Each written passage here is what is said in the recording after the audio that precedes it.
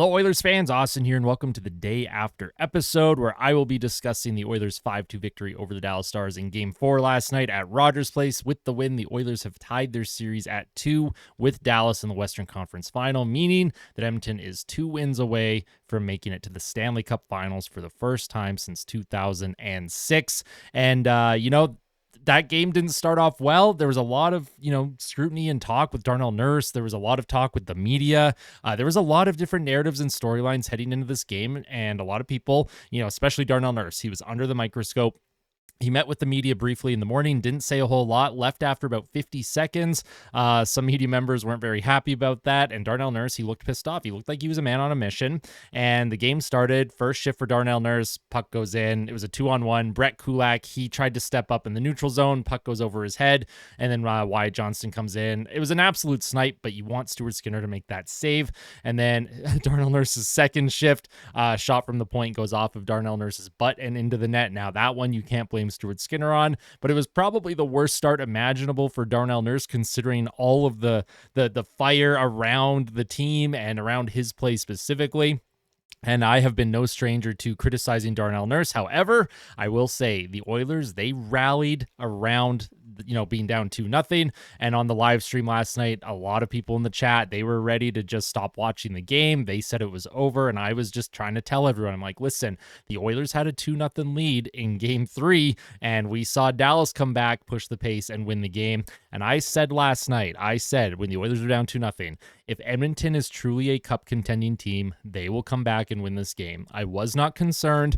It's 2-0 in the first 7 minutes of a game in the playoffs. We have seen the amount of leads that get blown, especially this year in the postseason, it's absolutely wild to me. 2 and 3 goal leads, sometimes 4 goal leads are not safe. So for the Oilers, huge gut check in that first period. They responded. Darnell Nurse, he responded with the best game I have seen him play in a long time. I can't even remember the last time I saw Darnell Nurse play a game as well as he did after those first 2 shifts, which, by the way, the second goal against, that wasn't Nurse's fault. And the first goal against, Darnell Nurse was the defenseman back on the 2-on-1. He was not the one that jumped up in the neutral zone. You would have liked to say from Skinner. But the entire team, Skinner, he rebounded. He did not give up a single goal when Dallas went up 2-0 on their first, 3 or 4 shots. So Stuart Skinner, I think he made 18 straight saves after that second goal. Now, he wasn't tested in the high danger variety for the majority of the game, but there were a few saves that he had to make. He had to come up clutch, good with his rebound control. Speaking of rebound control, Jake Ottinger's rebound control is something that I've been talking about all series, especially on the live streams. I need the Oilers to just keep shooting the puck low on Ottinger. That puck is going to kick out, and the Oilers, they got a couple goals last night from those rebounds. Ryan McLeod, his first goal of the postseason in the first period, that was a puck that went into Ottinger, and he couldn't corral the rebound. That was a shot from Corey Perry. McLeod just kind of scooped it, had a lot of poise, right under the bar. Love that for Ryan McLeod. And then, of course, Connor McDavid, he shot that puck off of Ottinger's right pad. It came out right to Evan Bouchard on the partial 2-on-1 for the Oilers. Bouchard put it in to tie the game, and the rest is history from there. So there's going to be a lot to talk about in this video. I always say that these day after discussions, I try and lower the run time, but they always end up being around 30 minutes. I'll try and keep things as concise and quick as possible. I don't have the voice today to talk for 30 straight minutes. As always, I will be timestamping all of the talking points, so if there's anything that you want to jump to on your own, you don't have to watch this video in a specific order. You can watch it in whatever order you want. And as always, if you like these videos and you want to see more playoff content and hockey content in general, just make sure you hit that like button. That goes a long way in supporting the channel. And if you're not yet subscribed and you end up really liking the video today, make sure you hit that sub button. All right, so let's get into it. The day after discussion. Series is tied 2-2 at the bottom of the screen. Everything in the purple font, that is the advanced metrics for the game. Now, I always tell everyone, take the advanced metrics with a grain of salt. 1 game sample sizes is something that you can look at and try and find some trends, but it's not something that you should look at as the norm. The fluctuation in advanced metrics from game to game is pretty wild. So the Oilers, obviously, they had terrific advanced metrics last night in all situations. That's what those stats are at the bottom, especially the expected goals for department. The team definitely deserved the win. It shows that they were controlling play and they really pushed, especially when they went down 2-0.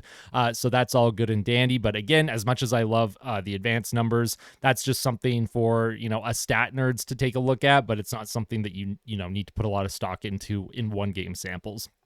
Now, our topics today. Oilers rally. I kind of touched on it already, but I will talk about it more. And then the Nurse redemption. That's the second topic. Third topic will be Big Balls Knoblauch. That's pretty self-explanatory. Fourth topic is Edmonton Meat in quotation marks. If you're not sure what I'm referencing, I will show you what I'm talking about. The next topic will be Ryan McLeod. Of course, I'm going to talk extensively about McLeod's game. Thought it was amazing, by the way. Special teams have been terrific for the Edmonton Oilers, and they continue to be special last night. So, everyone says Edmonton is power play merchants. Well, I think they're actually penalty kill merchants, if I'm going to be honest with you. Keys for Game 5, and then, of course, my closing thoughts. Like I said, I'll try and keep things as brief as possible. Everything will be time-stamped. Let's start with the Oilers rally. Now, the Oilers, they were down 2-0 very early in this game, and I mentioned on the live stream, listen, it's not an optimal start, but my heart rate, it was actually pretty low. I have the heart rate monitor up. If you're not able to tune into the live streams, I always have that heart rate monitor up. And my heart rate was in like the 80s, so not very high. I mean, that's actually pretty low for me on game days. And someone had commented in the live stream. They're like, oh, his heart rate is at the he's accepted the fate level. And it was funny, because usually when you've accepted whatever fate you have, your heart rate, like, you're going to be calm, right? The heart rate's not going to be elevated. But I had mentioned, I was like, I'm just not worried. I had a good feeling throughout. I even posted on Twitter before the game. I was handed the game script from Gary Bettman, and it was a 5-2 Oilers win. And I was telling everyone, I was like, listen, I got the script. It's fine. Don't look at the rest of the script that I posted. Only look at the score, because that's what ended up being accurate. Of course, I'm mostly just kidding. But, the Oilers did rally. They showed a lot of poise. They looked like a veteran team that has been in these situations before. And the Oilers, Oilers teams in the past probably wouldn't have recovered from that start. And I mentioned it a little bit in my pregame report, or maybe it was the day after from the last video. I can't remember, but I did kind of touch on how the Oilers were known as a team that got off to slow starts and then built their game as the game went on. Recently, they've had quick starts, but then their game kind of falls apart as the game goes on. Tonight was an example of the Oilers with a slow start, but they really decided to push, and they controlled play. After Dallas made it 2-0, Edmonton completely controlled this game. As soon as McLeod made it 2-1, I was like, okay, well, the team's coming back here. And special teams have been great. Janmark's shorthanded goal from Connor Brown. Also, by the way, Connor Brown is not a topic of discussion today, but I do want to mention Connor Brown has a goal and 2 assists in his last 3 games, and this is the best I've seen Connor Brown play all season, regular season and playoffs included. And Connor Brown, he probably could have had a few more goals throughout the postseason. He had that breakaway, shorthanded breakaway against the Canucks last series. He had that one really good opportunity. I think it was game 1 or 2 against Dallas. He had that opportunity right in front of Ottinger, kind of on his own. So Connor Brown, he has had a terrific series against Dallas. He is just eating them up right now. He's been terrific on that fourth line, terrific on the penalty kill, which, by the way, the Oilers penalty kill has now killed off 23 straight penalties, I believe. So the Edmonton Oilers, as much as their power play is struggling, the penalty kill has been great. Their 5-on-5 play, there's a lot of talk about Dallas's depth. Well, the Oilers have some depth here too, right? And the big guns, they got things going. Well, technically McLeod got things going, but it was Draisaitl's line that started off the scoring, and then McDavid, he chipped in, and Darnell Nurse, of course, he definitely rebounded after that terrible start. So the Oilers' ability to rally after being down 2-0 and not give up a goal the rest of the game, and they really suppressed the Dallas Stars. They suppressed Dallas from getting any kind of high danger looks. They suppressed the shots. They kept everything to the outside for the most part. There was a couple Stars shots that were kind of in tight, but Stuart Skinner, he was good. He didn't get caught out of position. A couple of his saves still looks a little unorthodox sometimes, but Stuart Skinner, that's huge. I think for his psyche, mentally, not giving up that third goal is massive. So great rally for the Edmonton Oilers. Now, speaking of Darnell Nurse, I quickly touched on him, but we're going to talk about him more here. The Nurse redemption. Like I said, before the game, he met with the media briefly. He looked like he did not want to talk to anyone at all. He looked pissed off. And there was a lot of scrutiny about his previous media availability. It was after Game 3. He was asked a question about, how does a team go 14 minutes without a shot on goal? And Darnell Nurse, he shrugged his shoulders and he kind of half smiled and he said, well, that's hockey. And I personally criticized him for that. I did not like that response. You're in the Western Conference Final. that shouldn't be just hockey. There should be a better response from your team. There should be a better response to the media, when he asks a question like that. But at the end of the day, maybe I did some self-reflection. I was like, maybe I was too hard on him. Maybe the media in general was too hard on Darnell Nurse. Obviously, I'm not a credentialed media member. It's easier for me to sit at home with a beer in my hand and be like, you know what? Darnell Nurse sucked tonight. It's a lot different for someone like me on the internet, who I do have a bit of a reach with an audience, but I don't try and feed any specific narrative. When Darnell Nurse plays well, or any player for that matter, when they play well, I always give credit where it's due. When they play poorly, I always criticize the poor play. I do it for everyone on this team. Cody Ceci, I give all the credit in the world when he plays good, but when he plays bad, I'll talk about it. Connor McDavid, the best player on the planet, I will call him out if he doesn't play good. And of course, I always talk about how good he does play when he plays well. It seems like in Edmonton with the media, when they have their whipping boy, and I'm not talking about Darnell Nurse specifically, because I actually think Nurse is pretty well protected for the most part. It seemed like Nurse was finally criticized, and he got really pissed off about it, which might be good for Edmonton, by the way, because the way he played in last night, he had 12 hits. Darnell Nurse had 12 hits last night. That's unbelievable. Dallas as a team had, I think, 23 hits the whole game. So Darnell Nurse, he played mean last night. Had an assist. He ended up a even plus-minus rating after those first 2 goals against in his first 2 shifts. But when it comes to the media in Edmonton, it's I'll touch on it more when I get to the Edmonton Meat topic. But Darnell Nurse, great redemption game. He had an assist on that first goal. And you saw Coffey at one point in the first period. He had Nurse, was holding by the shoulders, talking. He said something in his ear, probably just telling him, hey, go play your game, man. Like, you're an NHL player. You were given that contract because you played well. The $9.25 million a year is what it is at this point. The best Edmonton can hope for is winning a cup with him with that contract, because at the end of the day, that's all that matters. And for Darnell Nurse, and also having a partner that can play with him and help, support him. Cody Ceci obviously is not that guy. Cody Ceci should be playing 12, 13 minutes a night on the third pair. Ideally, he's actually probably more of a 7th defenseman at this point, especially on this team. But for Darnell Nurse, I really liked his game last night. For as much as I criticize him, I'm giving all the credit in the world. The Oilers would not have been able to turn this game around without his strong play, especially after the first 6 minutes of the first period. He absolutely dialed it up to another level. That is the elite Darnell Nurse that a lot of us saw in the past. That is a Darnell Nurse that a lot of us thought that he would be consistently throughout his entire career. And obviously, when you're down on your own game and when you're struggling, you don't have to tell a player that they're struggling. They know they're struggling. And I think for Nurse in that media availability, I just think he didn't want to deal with it. I think, with how much pressure there is on his shoulders and the team and where they're at in the Western Conference Final, I don't blame him for just walking away, especially with the amount of criticism that he does get. And again, I'm someone that fed into the criticism of Nurse, but I am not a credentialed media member. So it's not that I should be exempt from criticizing players. Maybe I'm too hard on them, but at the end of the day, Darnell Nurse, he was able to shut everyone up last night. And if he plays like he did last night for the rest of this series and moving forward possibly into the Stanley Cup Finals, Edmonton is in a very, very good spot. And Darnell Nurse, I'm really glad that he redeemed himself. I hope the Nurse redemption arc continues because Edmonton needs him playing at that level. And he played amazing last night. He was hitting everybody. He was cross-checking guys. He was playing mean. Darnell Nurse, he used to be a really mean player to play against. He fought a lot. And I'm not saying he should be dropping the gloves, but he used to fight more. He'd cross-check guys behind or in front of the crease.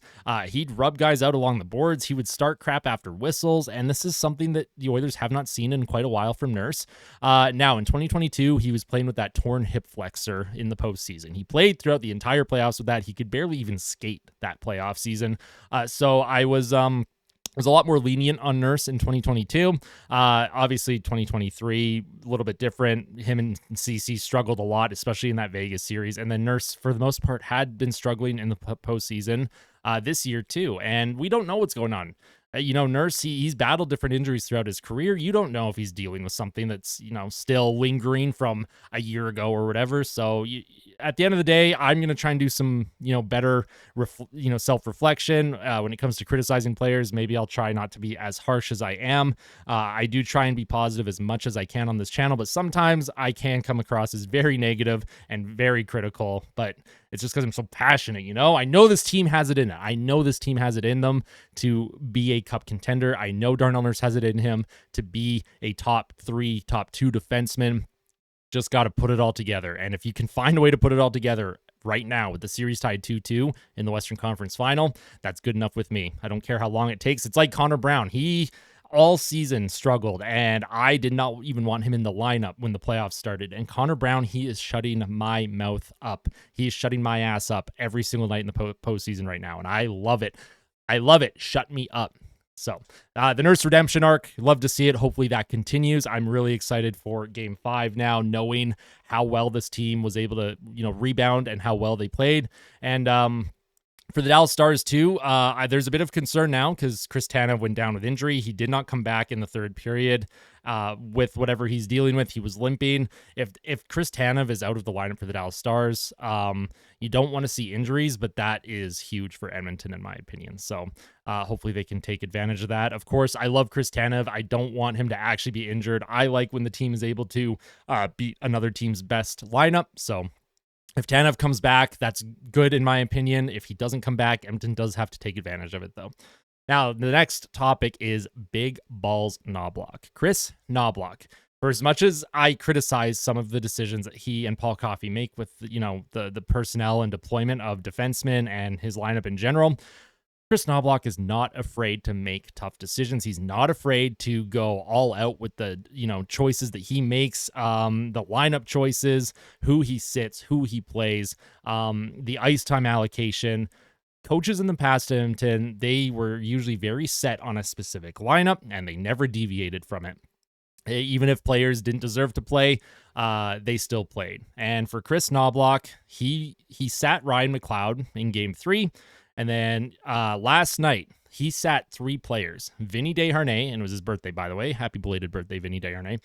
He healthy scratched Vinny Desharnais, Sam Carrick, and Warren Foegele. He healthy scratched 3 players, and he reinserted Ryan McLeod. He put in Corey Perry, and he put in Philip Broberg on defense. And Broberg, I thought, played an effective game. I didn't think he was amazing, but considering he's played, well, hold on, let's take a look here. Since November 22nd, 2023, he had played 2 NHL games since then. So last night was his 3rd NHL game since November 22nd. So it's a lot to ask of a 22-year-old.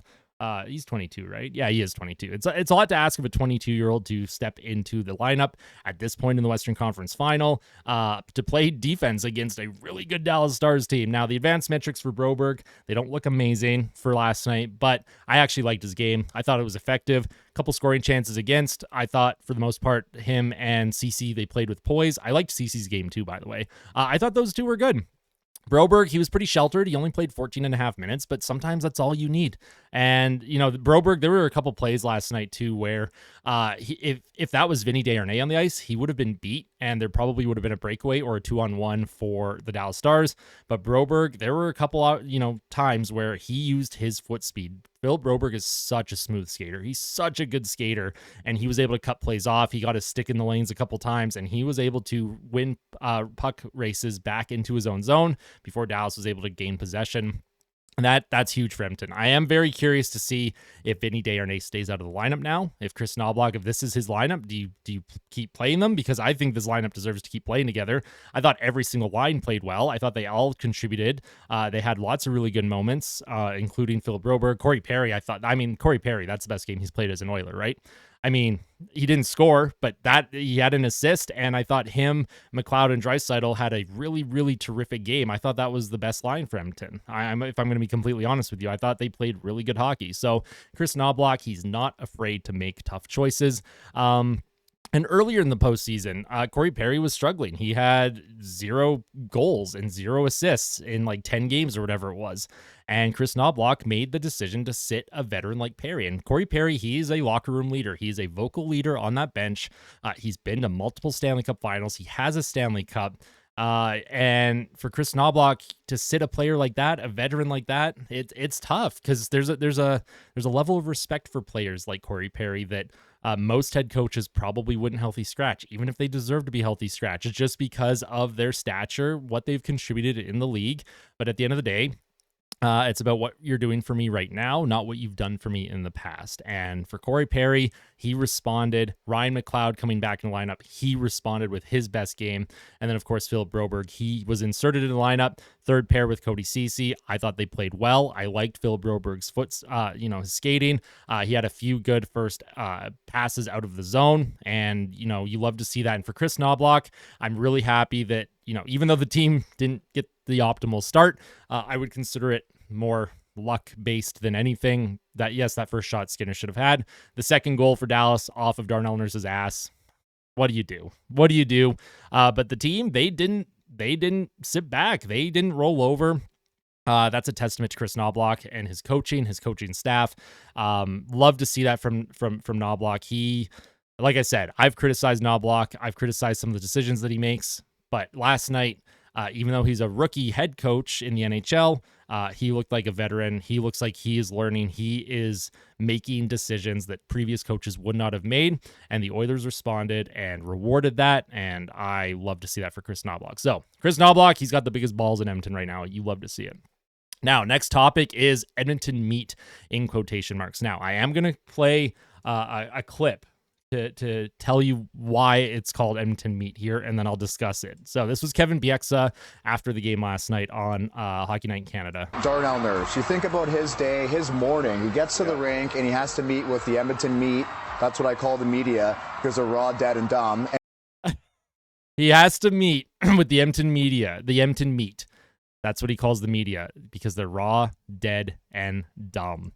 Kevin Bieksa held no punches when it came to the Edmonton media. And Kevin Bieksa, he's been vocal about the Oilers media in the past. There's especially a couple members of the Oilers media. I personally will not name names here, but they're pretty notorious in Edmonton. They're infamous for some of the narratives that they create.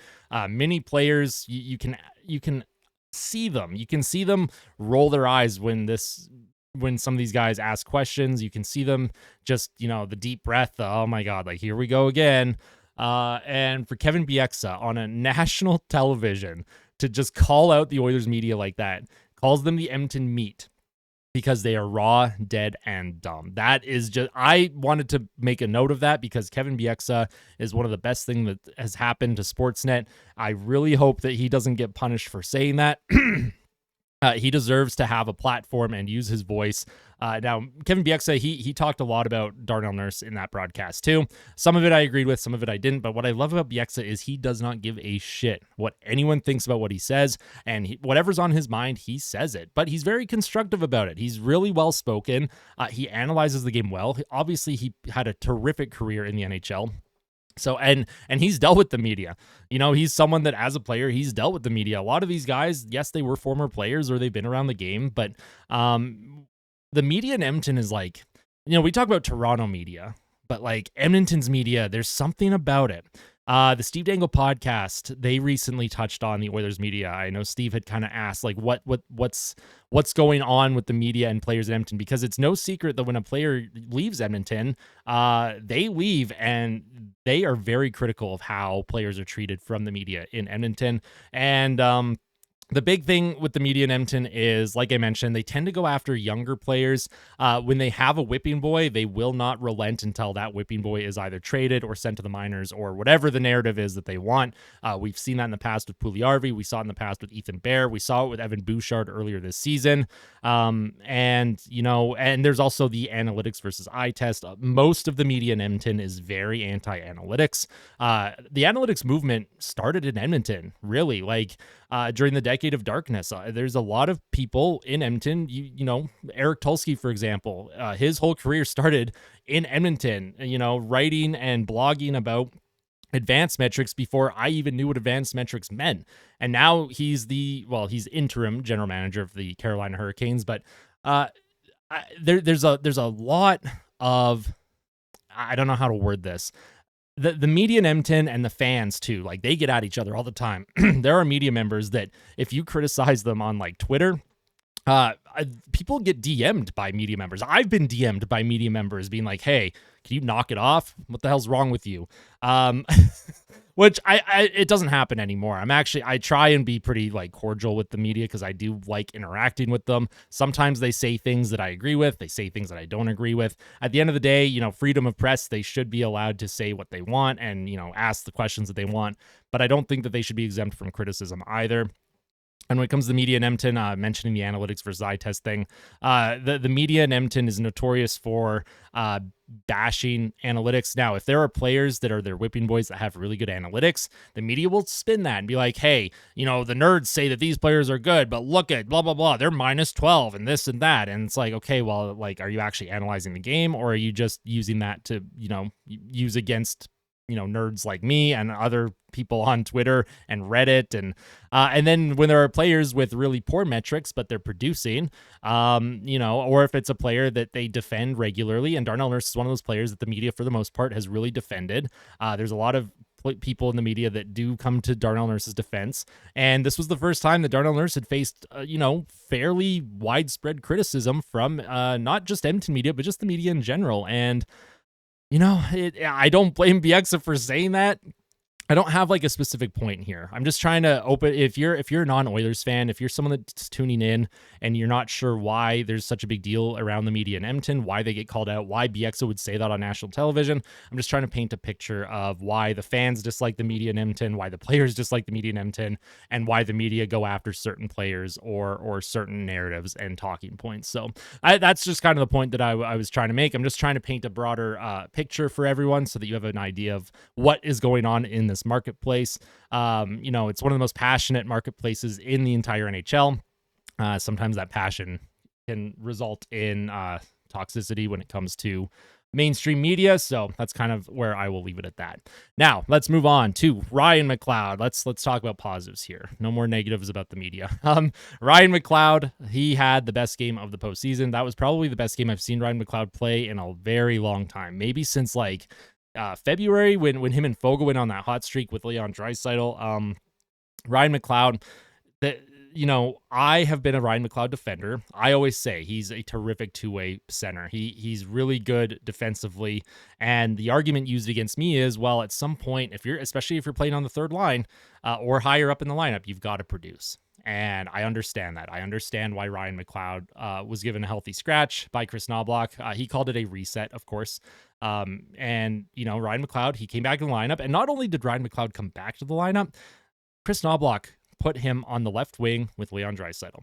And I have said this in the past. I said, if you want offensive production from Ryan McLeod, you have to play him on the wing. That's where he scores, and that's where he helps produce on offense. When he plays center, I think he's so devoted to the defensive side of the game that he is caught, and he doesn't push the pace on offense because he always wants to be that first guy back, which is a good thing in the defensive zone. Obviously, you like that. You want that from your players. You want that defense first mentality.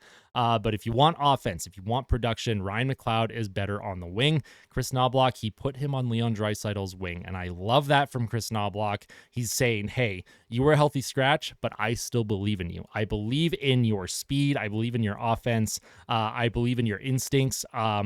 You get to play the wing. We'll let Draisaitl handle the face-off responsibility. We'll let him handle the harder defensive responsibilities. You go out there, go play your game. And Ryan McLeod, he got to the blue paint numerous times last night. He had a couple good looks, had that nice goal where he put it right up under the bar. He took it from Ottinger where the puck bounced in front of him. Ryan McLeod, if he plays like that moving forward, I am very, very happy, and I will not be concerned the rest of the postseason here. And Draisaitl, that's a testament to him as well. Draisaitl taking a player like McLeod under his wing here and leading by example. Love to see that. And then, of course, with Corey Perry on that line, too. Corey Perry, he's the grizzled veteran that can, takes both Draisaitl and Ryan McLeod under his wing. I really liked the lineup distribution from Chris Knoblauch last night. He had a mixture of speed, skill, and grit on every single line. A lot of people didn't like Corey Perry in the top six because, he's too slow. Well, every line had someone that was slow and fast and then had some skill as well. So Edmonton's second line, I thought they held their own. I actually thought they were the best line last night. They produced a lot of chances. Of course, Draisaitl had a goal, McLeod had a goal, Perry had an assist, and Edmonton, they just need to make sure they continue this play. Don't sit back. Ryan McLeod, had one really good game. Let's put a second consecutive good game together here. So Ryan McLeod, very happy. What did you think about Ryan McLeod's game last night? Make sure you let me know in the comments. Now, next thing I'm going to quickly talk about is special teams. I did touch on it. The penalty kill is now 23 for its last 23. Going back into that Canucks series, Edmonton has not given up a power play goal yet against the Dallas Stars. Knock on wood that I didn't just jinx it. But Edmonton's penalty kill has been phenomenal. Their special teams in general have been phenomenal. Now, you want the power play to start to click here. I thought the power play looked better last night. They had some looks. Connor McDavid, he had the empty net or an open net. Jake Ottinger's stick was laying on the red line, and the puck, McDavid put it towards the goal. Now, would it have actually went in? I'm not sure. But that stick, Jake Ottinger's stick, made a save at the goal line, and the power play, it's going to break out here soon. If Edmonton is able to get a couple more opportunities, expect that power play to contribute. If they get a power play in Game 5 in Dallas, I expect a power play goal. They are on the verge of breaking out. I thought the puck movement looked a lot better than it had in the previous couple of games. I thought the shot locations were better, and I liked how the team was distributing the puck. I liked the movement from the players, and you want to see more of that. And, of course, on the penalty kill, the Oilers last night, they had that shorthanded goal. Mattias Janmark from Connor Brown on a 2-on-1. What a finish by Janmark, by the way. And I loved his reaction. It was visceral. He's screaming at the top of his lungs. Like, Janmark, again, another player that I criticized heavily during the regular season. At the end of the day, the postseason was what matters the most. If this team finds a way to make it to the Stanley Cup Finals, Mattias Janmark is instrumental in that. Connor Brown is instrumental in that. Janmark and Brown on the penalty kill, they are absolutely locked in right now. They are mint. McLeod on the penalty kill as well. Derek Ryan, Nugent Hopkins, and then the defenseman as well. CC is instrumental on this penalty kill. Darnell Nurse is instrumental. Ekholm's instrumental. So the special teams for Edmonton, they truly are special. This is something that Oilers fans are not used to seeing, especially the penalty kill. The penalty kill is something that has been notoriously rough for the Oilers for several years now. The fact that they have figured out this penalty kill here, I think it's at over 93% now in the playoffs, which is, it ranks first by far. Edmonton, obviously, that penalty kill is going to regress a little bit at some point, but you can't ask for more right now. Special teams have been top notch. And for all the talk about, the Oilers being power play merchants, the Oilers are winning games at 5-on-5 at the moment. They don't have a power play goal in the series. They won Game 1 in overtime. All 3 goals were 5-on-5. Last night, they had a shorthanded goal, and then they scored 3 goals at 5-on-5, and then they had the one empty netter. So it was a 6-on-5 for Dallas. Technically not a 5-on-5 goal. But you love to see that from the Edmonton Oilers. This is something that fans have been hoping and wanting for a very long time, and this is clearly the best iteration of the Oilers that I've seen in my entire life since 2006. I've said that before, and I will say it again. The special teams as well. They special teams have been special, and that's what you want to see here. Now, moving on to keys for Game 5. I'm already over almost 33 minutes here. See, this is what happens. I'm like, this is going to be a shorter video, and then I end up talking, and it just ends up going on. So if you're still watching at this point, truly appreciate it. But quickly, keys for Game 5. Of course, special teams have to continue to play well. 5-on-5 play, they have to continue to generate not all the chances, but the majority of chances at 5-on-5. Stuart Skinner, we can't afford to give up goals very early in the game. So Skinner, he needs to make sure that he is still playing well. That is key number 3. And of course, the 4th key of the game is, maybe that's it. I think that's it, actually. Yeah, I'll just leave it at that. Stuart Skinner, special teams, 5-on-5 play. Just whatever they did in the final 50 minutes of this game, just play like that. That's the keys for Game 5 here. And in terms of closing thoughts, I thought the Oilers, this is big. This could be a turning point in the postseason for Edmonton. They are 2 wins away from the Stanley Cup final. They are 6 wins away from winning the Stanley Cup. If you want to look at it from, a bigger picture, take a step back and go, oh yeah, look at that. But there's a lot of work to be done. So I'm excited for today, but obviously tomorrow is a lot different. There's going to be a lot of, there's a lot of work to be done here. If you're an Oilers fan though, you deserve to be happy and excited today. This is an exciting time. The series is tied 2-2. It is a best of 3. Edmonton needs to win 2 of the next 3. There will be game 6 in Edmonton. It will be in an elimination game on Sunday. Hopefully the Oilers are not the ones with their backs against the wall. They had their backs against the wall against the Vancouver Canucks. They managed to win that one, and then they went into Vancouver and won game 7. Do I think Edmonton could win 2 out of 3 in Dallas? That's a tough one. So, I would like to think that they can win at least 1 in Dallas. And I hope it's game 5, because having that opportunity on home ice on game 6 to close out the series, that is huge. That would be absolutely huge. That is the best case scenario, the best opportunity to do it. So we'll see if Edmonton can rally and, close things out on Sunday, but that's too far ahead. Edmonton has to take care of business. Game 5, Friday night, which is tomorrow night. Of course, tomorrow I will have a pregame report up, and then I will be live streaming tomorrow night. So if you want to tune into the live stream, just make sure that you are subscribed to the channel. Make sure you hit the bell so that you're always notified of all my uploads or all my live streams so that you don't miss any action from me. And I truly appreciate everyone tuning in. Thank you so much for watching and supporting these videos. It's been so much fun. The playoffs have been an absolute wild ride, and I truly do appreciate it. Oil Country and Dallas Stars fans, I want to say good game, giving you a firm handshake through the camera as well. Dallas Stars fans have been great, by the way. I did want to mention, I think the donations to the Ben Stelter Foundation from Dallas Stars fans have now eclipsed $20,000, and this all started from the Dallas Stars DJ, just a miscommunication. He didn't know the significance of La Bamba. He played it after Dallas won game 2 in Dallas, and he came out, and obviously it's not his fault. Like not everyone is going to know the significance of win songs for every single team, but that Dallas Stars DJ stepped up, and Dallas Stars fans have rallied around it. So Stars fans, if you have donated, that's unbelievable. So thank you so much. Dallas Stars fans have been truly amazing throughout this postseason. Obviously I hope Edmonton moves on here, but for Stars fans, thank you for being great sports. Thank you for being awesome. Same with Oilers fans. Thank you for being really good sports. Thank you for being respectful to the Stars fans that do tune in during the live streams. There have been a decent amount of Stars fans that do tune in. They do chat. And everything is always cordial and respectful. So as a creator, trying to, making sure that things are moderated properly, I'm glad that I haven't actually had to really moderate anything. You've all been great. The community here is amazing. I hope it continues to grow. You are all the best. And of course, we will see you all soon. So make sure you hit like, make sure you hit subscribe, and tell someone that you love them. That's the most important thing today. Make sure you tell someone that you love them, all right? I will see you tomorrow with the pregame report, Oil Country. Take care. Have a wonderful Thursday. I'll see you all soon.